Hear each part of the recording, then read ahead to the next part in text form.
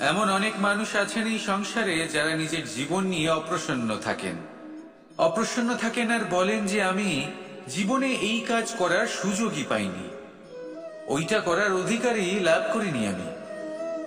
এবার এই শক্তি, এই অধিকারের বিষয়ে যদি কথা বলি, এটা কিভাবে লাভ করা যায়? এটা তখনই লাভ করা যায় যখন আপনি নিজেকে তার উপযুক্ত করে তোলেন, নিজের দায়িত্বগুলিকে বোঝেন, নিজের কর্তব্যগুলিকে বোঝেন। আপনাকে যদি একটা উদাহরণ দিই, আপনি নিশ্চয়ই একটা দেয়াল দেখেছেন। সেখানে সব থেকে নিচে যে ইট থাকে সেটা হলো ভিতের ইট। ভিতের সেই ইটগুলি নিজের কর্তব্য, নিজের দায়িত্বগুলি বোঝে, যে তাকে এক বিশাল দেওয়ালের ভার নিজের কাঁধে বহন করতে হবে। আর যখন সেই ইট এটা বোঝে, তারপরই একটা সুন্দর দেয়াল, একটা সুন্দর ভবন নির্মাণ করা শুরু করা যেতে পারে।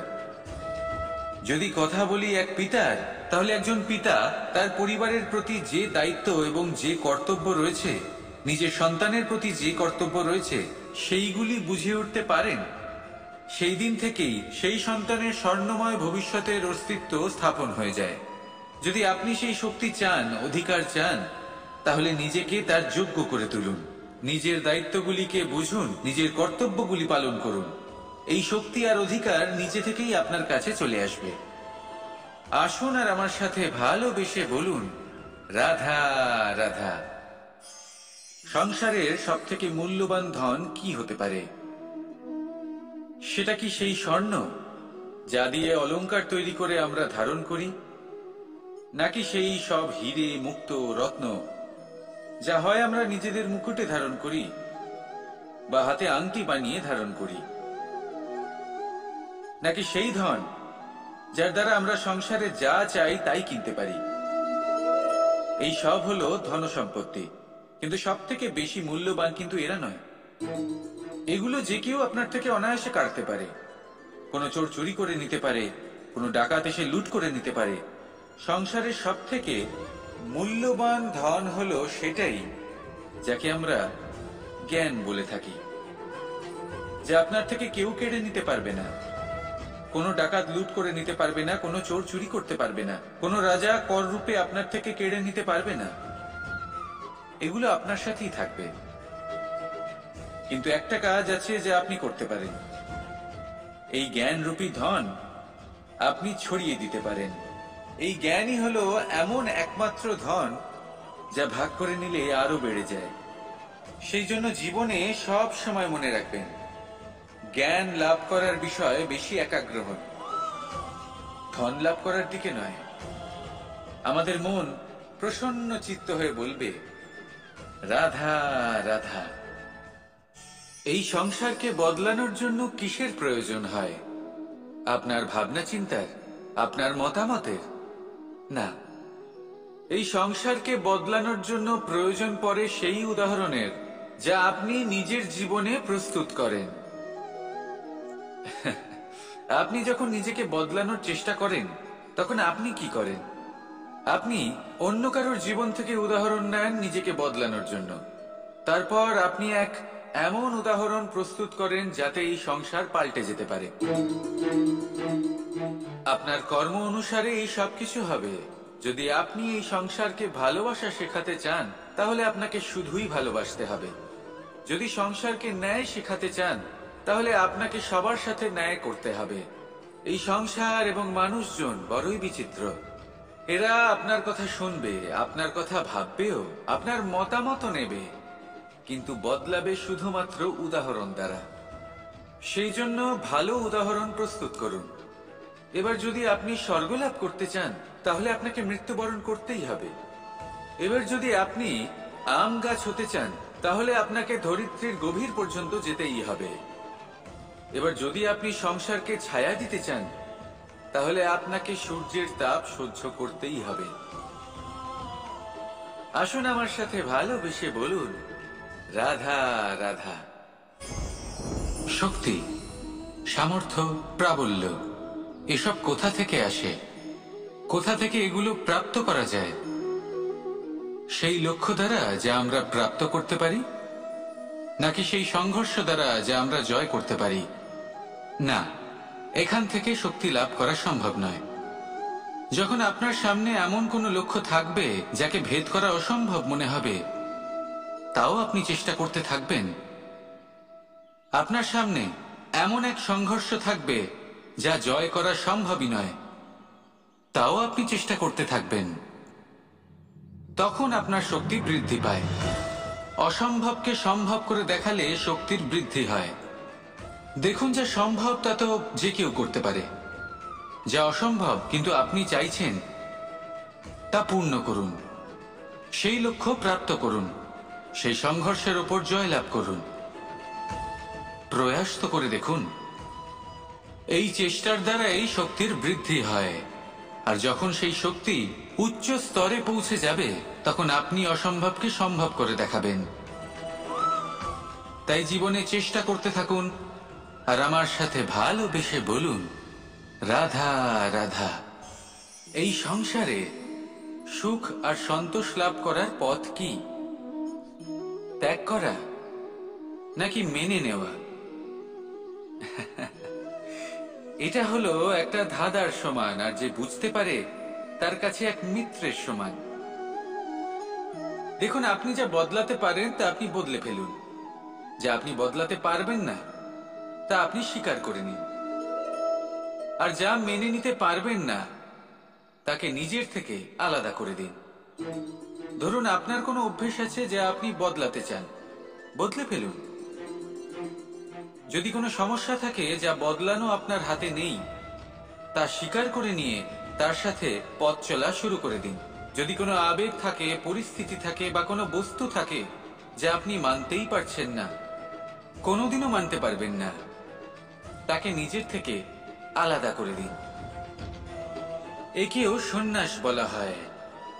জীবনে সুখ দুঃখ, ক্ষয় হোক বা লাভ, এই সবেতেই সমান রূপে যাপন করা, তাই হলো সন্ন্যাস। এতেই জীবনের আনন্দ রয়েছে। তাহলে এই আনন্দ উপভোগ করুন, আর আমার সাথে ভালোবেসে বলুন, রাধা রাধা। নাম, এই নাম আসলে কি বলা বড়ই মুশকিল। এই সংসারের প্রত্যেক বস্তু, প্রত্যেক ব্যক্তি, প্রত্যেক স্থান, প্রত্যেক জাতি, প্রত্যেক সম্প্রদায়ের নাম আছে। কিন্তু এই প্রত্যেক নাম কি যথেষ্ট? একেবারেই নয়। দেখুন, কিছু নাম হয় যা জন্মসূত্রে লাভ করা। যেমন আমার নাম রাখা হয়েছিল কৃষ্ণ, কিন্তু পরে মা আমাকে আদর করে কানাই বলতেন। যখন আমি গোবর্ধন পর্বত ধারণ করি, তখন সকলে আমাকে গোবিন্দ বলে ডাকতেন। যখন আমি কংসের সংহার করেছিলাম, তখন সকলে আমাকে কংসহারি বলতেন। যখন আমি গীতাতে জ্ঞানের উপদেশ দিয়েছিলাম, তখন সবাই আমাকে যোগেশ্বর ডাকতেন। কিছু নাম হয় যা জন্মসূত্রে পাওয়া যায়, আর কিছু নাম হয় যা কর্মসূত্রে পাওয়া যায়। জন্মসূত্রে পাওয়া নাম মৃত্যুর সাথে সাথে শেষ হয়ে যায়, কিন্তু কর্মের দ্বারা প্রাপ্ত নাম মৃত্যুর পরেও অক্ষত থেকে যায়। তাই আপনি এই নামের মোহে কখনোই জড়াবেন না। শুধু কর্ম করতে থাকুন, তাহলেই এই মন আনন্দিত হয়ে উঠবে। আসুন আর আমার সাথে ভালোবেসে বলুন, রাধা রাধা। সারল্য।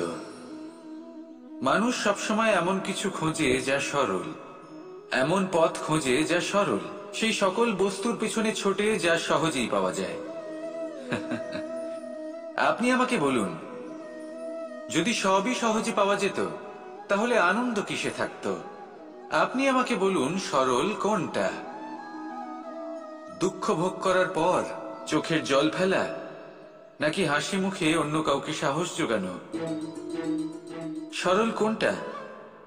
পড়ে যাওয়ার পরে কাউকে সাহায্যের জন্য অনুরোধ করা, নাকি স্বয়ং নিজের পায়ে উঠে দাঁড়িয়ে শক্তি অর্জন করা? সরল কোনটা? ঝড় বৃষ্টি আসার পরে নিজের ভেঙে যাওয়া বাড়ি দেখে চোখের জল ফেলা, নাকি মাটিতে জল দিয়ে আবার নিজের বাড়ি মেরামত করে পুনর্নির্মাণ করা? কোনটা সরল? আপনি দেখবেন সেটাই সরল যেটা শেষে আপনাকে যন্ত্রণা দেবে।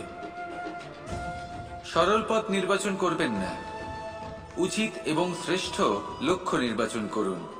পথ যেমনই হোক না কেন তা আপনাকে মেনে নিতেই হবে। যদি পথ কঠিন হয় তাও ভালো, কারণ যে ব্যক্তি কঠিন পথে চলা শুরু করেন শেষ পর্যন্ত সাফল্যের ফুল তার চরণেই এসে পড়ে। তাহলে সামনে এগোতে থাকুন আর আমার সাথে ভালোবেসে বলুন, রাধা রাধা। জীবনে কখনো না কখনো এই প্রশ্ন আপনার মনে এসেই থাকে যে আমরা আসলে কি, কোথা থেকে এসেছি, সূত্রপাত কোত্থেকে হয়েছে, লক্ষ্যটা কি আর কোথায় পৌঁছতে চাই, আমাদের অস্তিত্ব কি, আর কেন এই জীবন আমরা লাভ করেছি। আসে, বেশিরভাগ মানুষের মনেই এই প্রশ্ন আসে, আর আসাও উচিত। দেখুন, আপনার অধিকার এটা জানা যে আপনি কে, তাই এটা খুঁজতে থাকুন, ভাবতে থাকুন। কিন্তু তার থেকেও বেশি গুরুত্বপূর্ণ কিছু আছে, আপনার কর্তব্য, নিজেকে সঠিকভাবে গড়ে তোলার কর্তব্য। এটাই বেশি গুরুত্বপূর্ণ, এটাই করুন। নিজেকে নির্মাণ করুন, নিজের কর্মগুলিকে, নিজের গুণগুলিকে, নিজের মূল্য নির্মাণ করুন, যা আপনার অস্তিত্বকে আকার দিতে পারে, আপনার পরিচয়কে আকার দিতে পারে, যা আপনাকে আপনার লক্ষ্যে পৌঁছে দিতে পারে, যা আপনাকে আপনার সূত্রপাত দেখাতে পারে, আপনাকে নির্দেশ দিতে পারে। তারপর নিজেকে খোঁজার কোনো অর্থই থাকে না, নিজেকে নির্মাণ করা বেশি গুরুত্বপূর্ণ হয়ে যায়। আর এটাই হলো বেশি গুরুত্বপূর্ণ কাজ, তাই আপনিও এটাই করুন। আর আমার সাথে ভালোবেসে বলুন, রাধা রাধা। কোন যোদ্ধা জন্ম থেকে যোদ্ধা হন না, তিনি যোদ্ধা হবেন কিনা চয়ন করেন। তিনি যোদ্ধা হবেন বলে তখনই স্থির করেন যখন তিনি পিছু হটবেন না বলে দৃঢ় প্রতিজ্ঞ হন। যদি ওনার সামনে অশুভ কিছু হয়, তার বিরোধিতা করতে দৃঢ় প্রতিজ্ঞ হন, তবেই তিনি যোদ্ধা হতে পারেন। কেউই যোদ্ধা হয়ে এই পৃথিবীতে জন্মগ্রহণ করেন না। আপনি কি হতে চান? সেই দর্শক হতে চান যারা যুদ্ধভূমিতে বসে থেকে অন্য কারোর জয়ে উচ্ছ্বাস প্রকাশ করেন, নাকি সেই যোদ্ধা হতে চান যিনি নিজের শৌর্য দিয়ে, বীরত্ব দিয়ে পরাক্রম প্রদর্শন করেন এবং যার প্রশংসা যুগ যুগ ধরে হয়ে চলে? সিদ্ধান্ত আপনারই। আসুন আর আমার সাথে ভালোবেসে বলুন, রাধা রাধা। সংসারের সবথেকে গুরুত্বপূর্ণ বস্তু কি? সবথেকে গুরুত্বপূর্ণ ব্যক্তি কে? সবথেকে গুরুত্বপূর্ণ অস্ত্র কি? আপনার কাছে সবথেকে গুরুত্বপূর্ণ সময় কোনটা? এমন অনেক প্রশ্ন আমাদের মনে আসে এবং তার উত্তর খোঁজার জন্য আমরা কি না করি, কোথায় কোথায় না যাই, যেখানে এর উত্তর আমাদের কাছেই রয়েছে, আমাদের সামনেই রয়েছে। সংসারের সবথেকে গুরুত্বপূর্ণ ব্যক্তি হলেন তিনি, যিনি এই মুহূর্তে আপনার সাথে রয়েছেন, আপনার সামনে রয়েছেন। সবথেকে গুরুত্বপূর্ণ অস্ত্র হলো সেটাই যা আপনার কাছে রয়েছে। সবথেকে গুরুত্বপূর্ণ বস্তু সেটাই যেটা এই মুহূর্তে আপনার হাতে রয়েছে। সবথেকে গুরুত্বপূর্ণ পুঁজি সেটাই যেটা এই মুহূর্তে আপনার সাথে রয়েছে। আর সবথেকে শ্রেষ্ঠ এবং গুরুত্বপূর্ণ ফল সেটাই যেটা আপনি এই মুহূর্তে ভোগ করছেন। যা আছে তা এই মুহূর্তেই আছে। পর মুহূর্তে আপনি থাকবেন কিনা সেটা আপনিও জানেন না। তাহলে বাকি কোনো ব্যক্তি বা বস্তু বা অস্ত্র বা ধনের বিষয়ে আপনি কি বা বলবেন? জীবন যদি থাকে তাহলে তা এই মুহূর্তে আছে, বর্তমানে আছে। অন্য সবই ভাবনা এবং কল্পনা মাত্র। তাই এই জীবন উপভোগ করুন, শুধু আনন্দই আনন্দ পাবেন। আসুন আর আমার সাথে ভালোবেসে বলুন, রাধা রাধা।